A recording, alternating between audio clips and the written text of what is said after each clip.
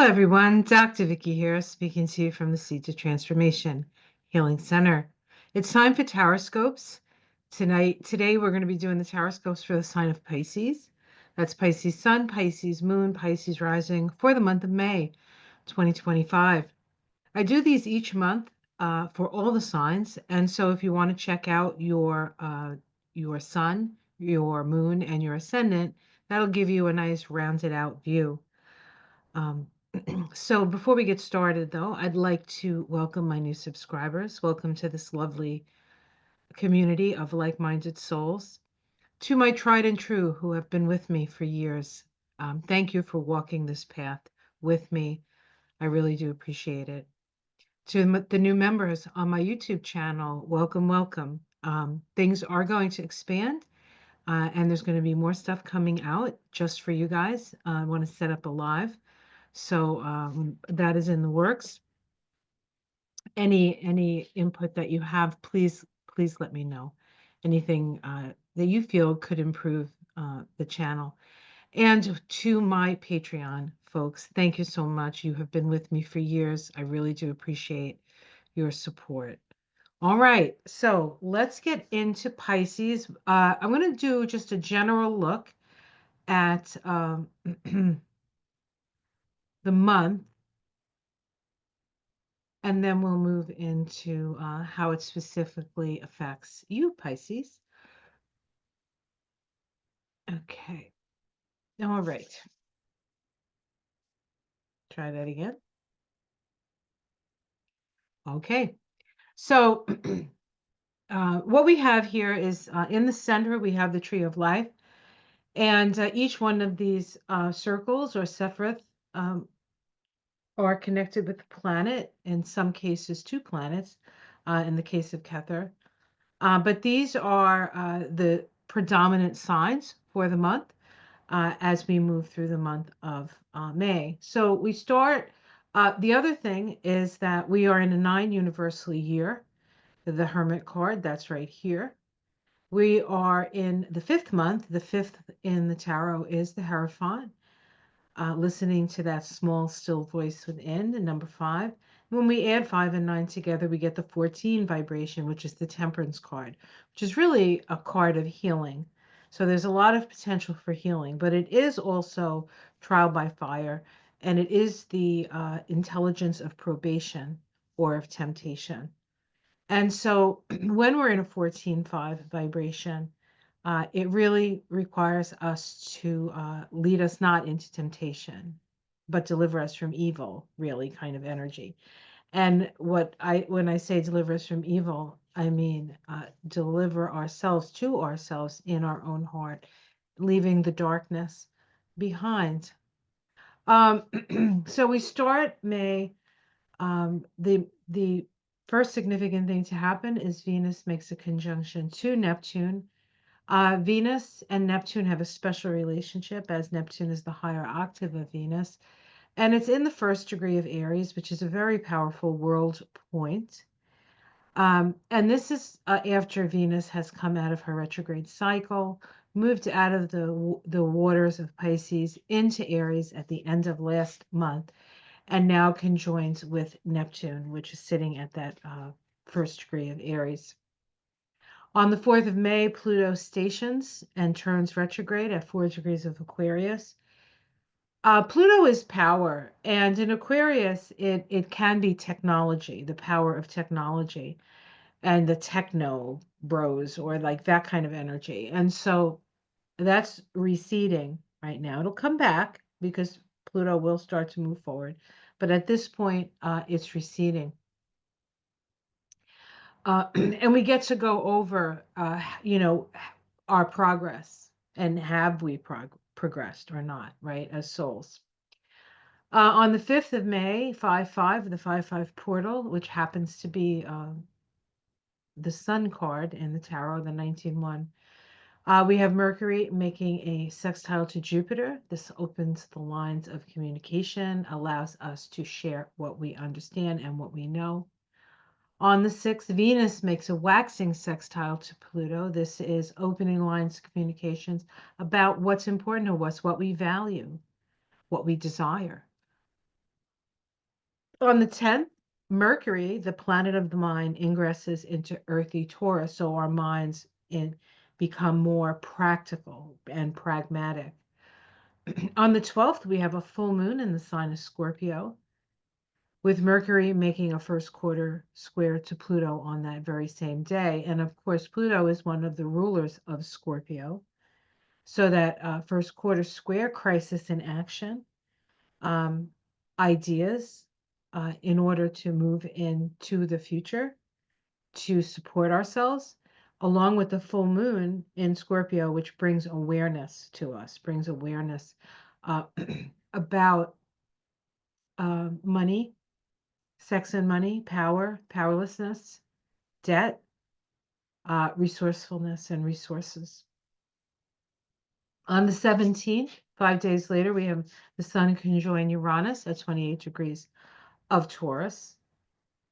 This is the start of a Sun-Uranus cycle that brings illumination to information from our higher self or from the awakener within us. On the 18th, Mercury makes a square to Mars. This can be combative. On the 20th, the Sun sextile Saturn. This helps to bring some structure to our knowledge base that we can apply it to the future. And the Sun ingresses into Gemini, which again, more communication with the Sun in Gemini. On the 22nd, excuse me, Venus makes a trine to Mars. This is, I believe, the third one of these trines. The reason for that is because we had both a Venus and a Mars retrograde cycle. And so they got to do this, I think 3 times, but it could just be twice.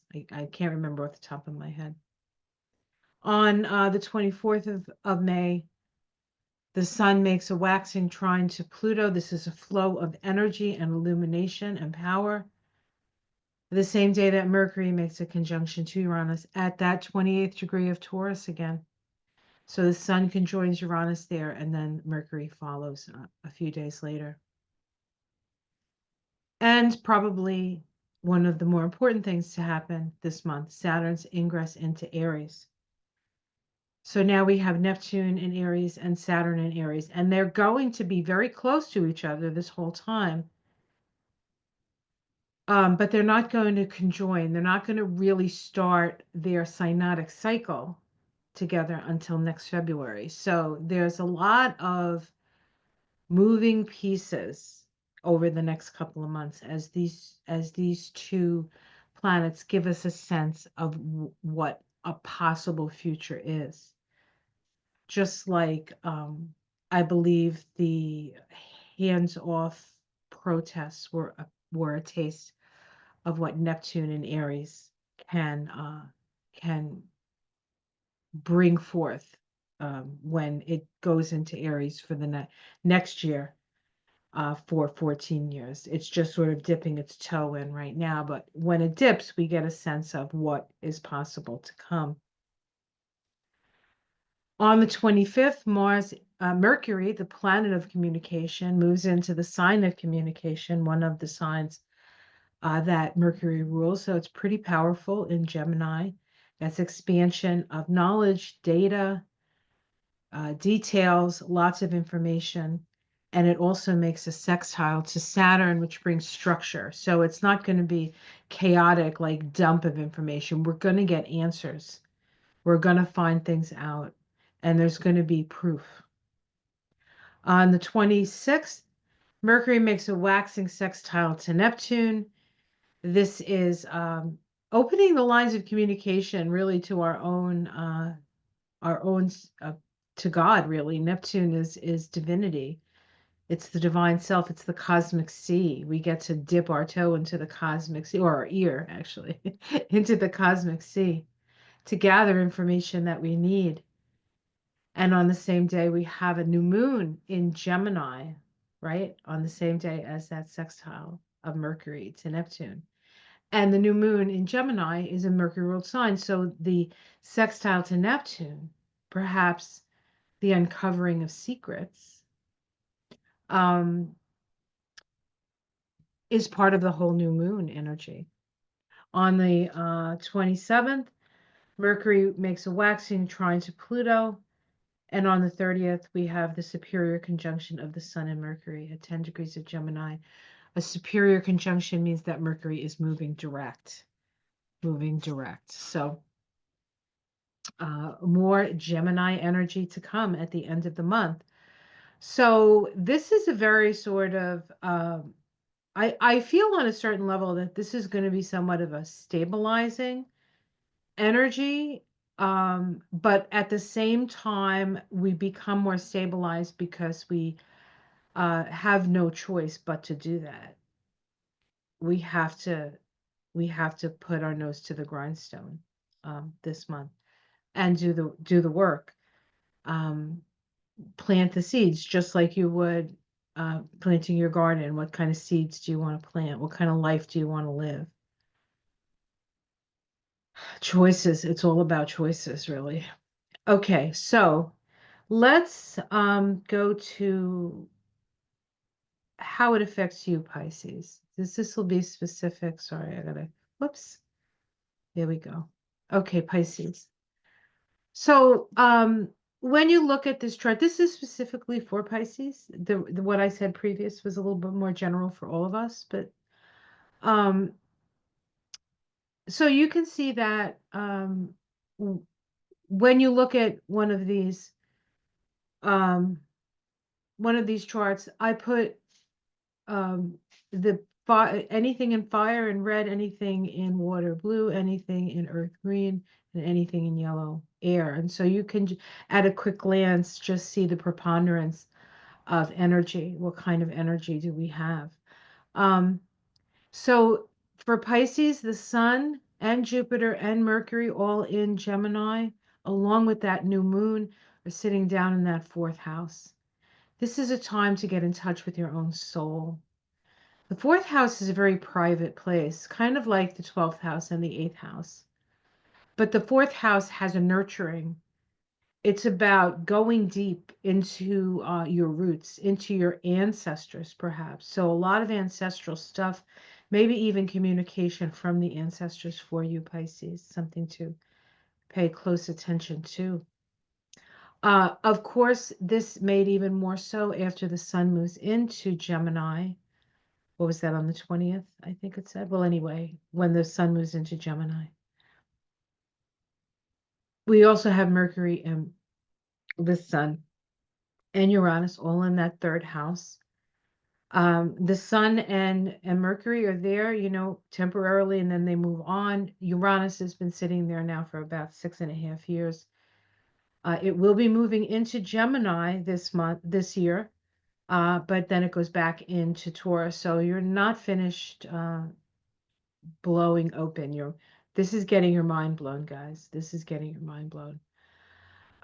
We do have quite a bit of fire here. We have Neptune now in Aries. We're going to have Saturn in Aries, Venus and Mercury both in Aries. Venus, Mercury both moving forward in Aries. And we notice how quickly Mercury is moving now because it came out of its retrograde. So it does kind of speed up after it has a retrograde. And Pluto will be in your 12th house for the next 19 or so years. We have Mars now moving through that 6th house in the sign of Leo. We had that opposition at the end of April that would have brought a lot of tension into your health sector. So hopefully you took care of yourself the way you needed to. Mars still moving through your health sector. Be very careful, especially around your heart issues. Take it slow, take it easy, sort of step by step, step by step. There can be some irritation. Leo rules the heart, but it also rules the spine. And so this is a time when you're doing like a lot more gardening and stuff. So what I would say is pace yourself so you don't end up hurting yourself. And then here's the full moon in Scorpio. The full moon, of course, will be up here in the 9th house of truth, whereas the sun will be down here in the 3rd house of uh, your neighborhood. And so there'll be an awareness around issues of both where you live and the world at large, and maybe a realization that we're not all really that far apart, and that kind of we all want the same things. It's just that sometimes the people in charge of the countries have other ideas. And so this is a time of power to the people. So it's only going to get better from here. All right, great. So we're going to stop this now.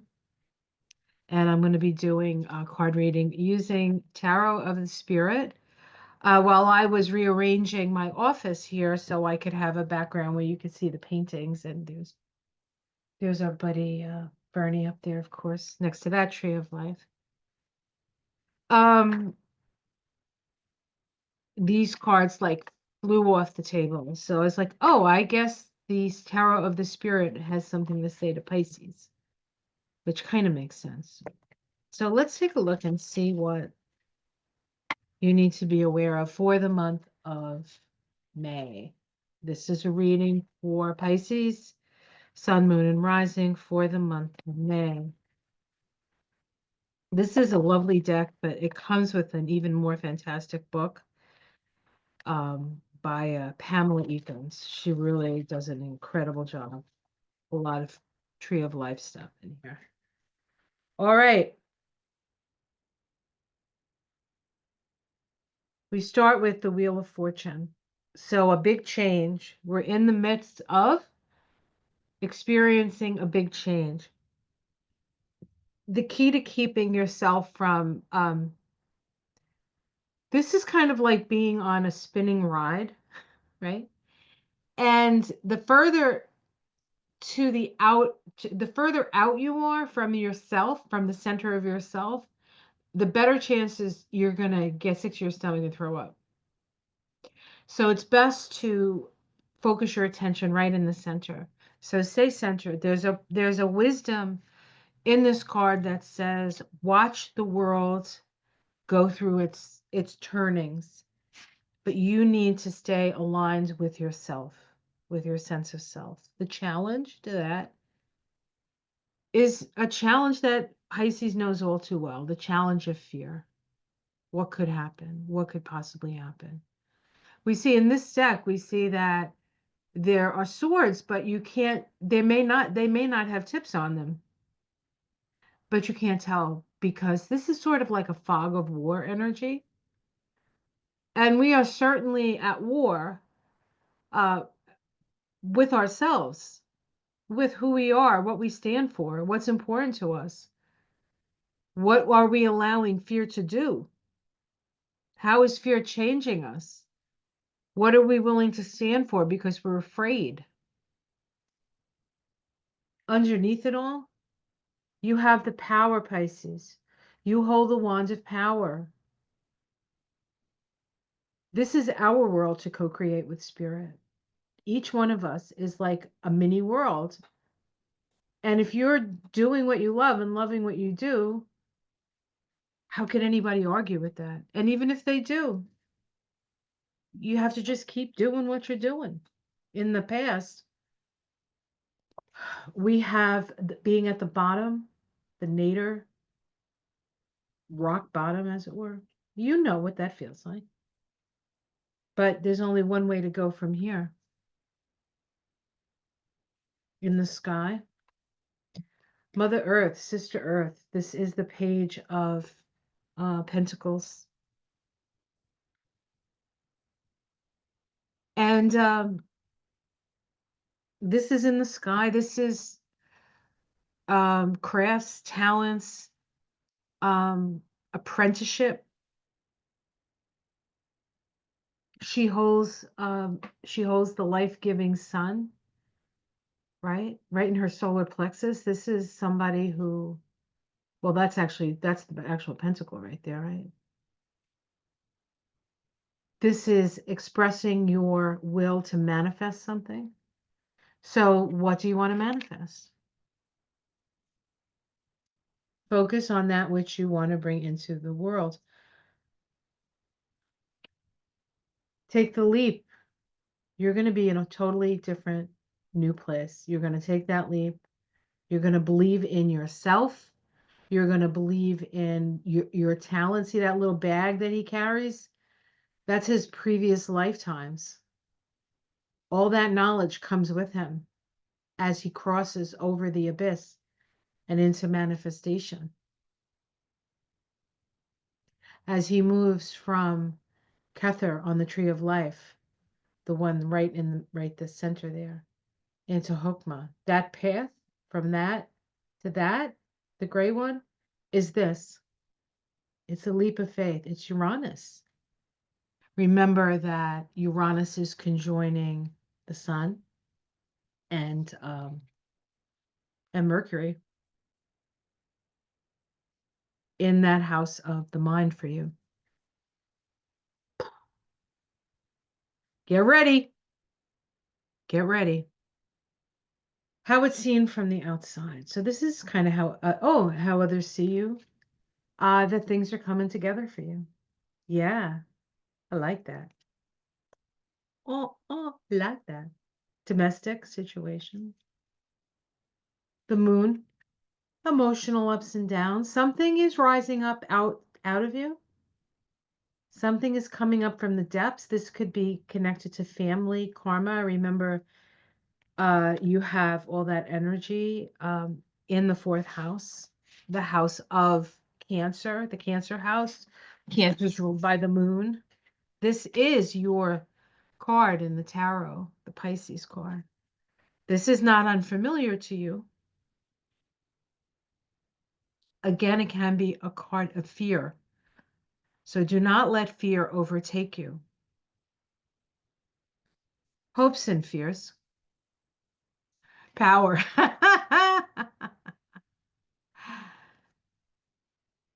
What do they say? We fear just how powerful we are. With great power comes great responsibility. That's the law. Outcome? The Nine of Fire. Seeing the all-seeing eye from the high perspective. We see 6 points at star here, right? 1, 2, 3, 4, 5, 6. Yeah, that's the heart. That's the heart energy. That's actually Tiphareth energy. The eye of fire. The eye of the teacher, the one with the wisdom, and the wisdom that comes from a loving heart. The Nine of Wands, which is anxiety. So we have both, right? We have moments of crystal clear clarity, and then moments of fear. It's that nature. It's that cyclical nature, right? Yeah, sometimes you're up and sometimes you're down. You need to stay in the center of that, not get caught on the ride, right? And death, transformation, change. So things are going to change. And the question is, are you going to be the eye in the sky? Or are you going to be the one so wrapped up in your own fear that you can't see?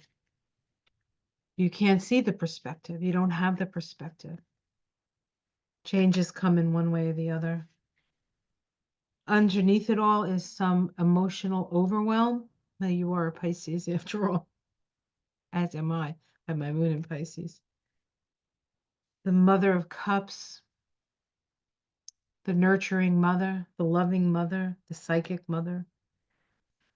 And the Nine of Water, getting your wishes, all feelings, all emotions.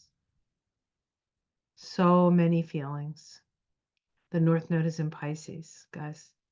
You are the sign leading the way right now as the North Node moves through Pisces. And so your gifts, your talents are the ones that are going to be called upon. Your talent for compassion, for art, for beauty, for singing, for music, for dancing, for photography, for sitting by the ocean. All right. So every month I also pick some sort of oracle card or such, a single card for each sign. And this month I haven't used these in a while. It's one of my favorite little decks, Spirit of the Wheel. And I'm going to read right out of the book. Because it's, I mean, I could interpret them, I suppose, but it's such a beautifully written book that I'd just like to give you the message that the authors intended for you. And I'll tell you who did this. This is from, it's called the Spirit of the Wheel Meditation Deck. So you can use this as a meditation tool. Created by Linda Ewashina, Ewashina, illustrated by Jody Bergsma. So I'll put it in the drop down if you want to know the name. All right. So what does Pisces need to know for May? Advice for Pisces. Advice for Pisces, May 2025.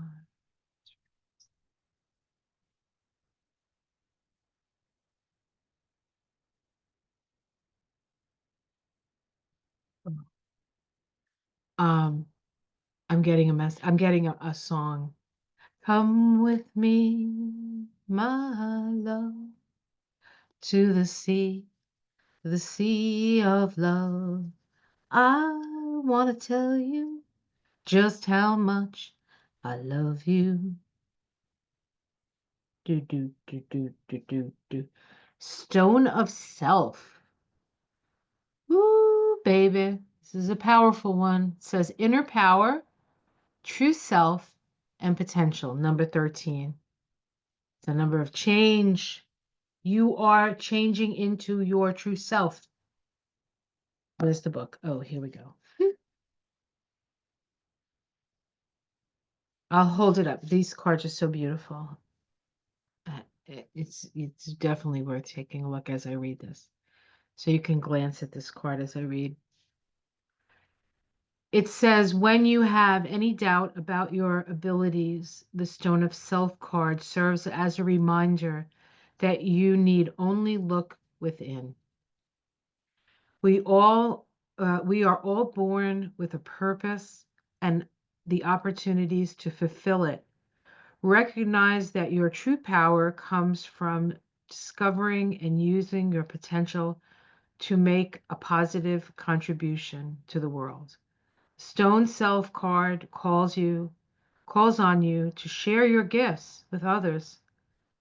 We sometimes lose sight of our gifts because of life circumstances, fear, negative thoughts, or criticism from others.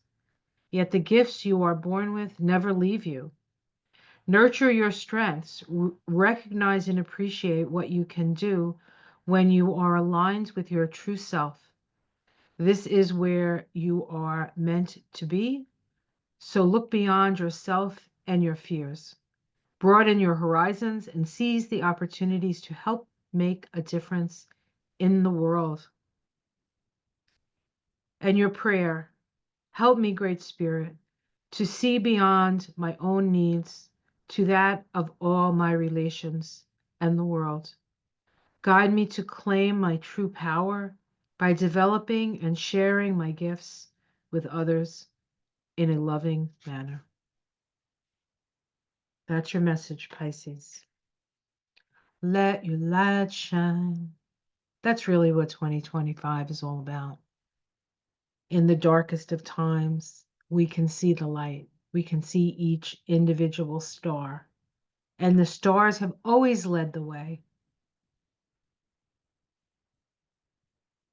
Let your heart lead the way. But I don't think I probably have to tell you that, Pisces. I don't really think you live any other way. Take care. Have a wonderful month. And I'll see you again next month. Namaste.